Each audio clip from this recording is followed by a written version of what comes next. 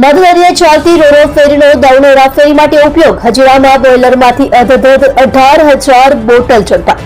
ગુજરાતમાં દારૂબંધી છે, જેથી દારૂને ઘુસાડવા માટે બુટલેગરો નવી તરકીબોની સાથે રસ્તા અપનાવતા હોય છે. ત્યારે હવે ટ્રેન અને રોડ મારફતે દારૂની હેરાફેરી પર નજર રાખવામાં આવી હોવાથી બુટલેગરોએ મધદરિયે ચાલતી રોરો ફેરી સર્વિસમાં દારૂની હેરાફેરી કરતા હોય તે રીતે થોડો નહીં પણ અધધ કહી શકાય તેટલો 19,20,000ની કિંમતનો 18,000 બોટલ દારૂ ઝડપી લીધો છે.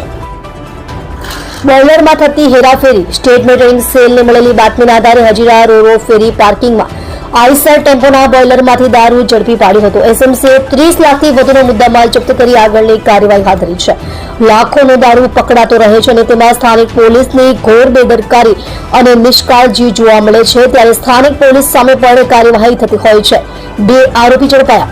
હજીરા રોરો ફેરીના પાર્કિંગમાં રહેલા સ્ટીમ બોઇલરમાંથી 19,200 જેટલી બોટલ દારૂ ઝડપી લેવામાં આવ્યો હતો. 2 આરોપી ઝડપાયા છે, જેમાં હુસૈન મહબૂબ નદાફ અને હીરાલાલ બાશા નડાફ નામના 2 ઈસમોને ઝડપી લેવામાં આવ્યા છે. બંને આરોપીઓના ફોન પણ જપ્ત કરવામાં આવ્યા છે. દારૂનો જથ્થો વિરાર મુંબઈ મહારાષ્ટ્રથી મોકલવામાં આવ્યો છે. દારૂનો જથ્થો ગીર સોમનાથ વેરાવળ ખાતે મોકલવાનો હતો.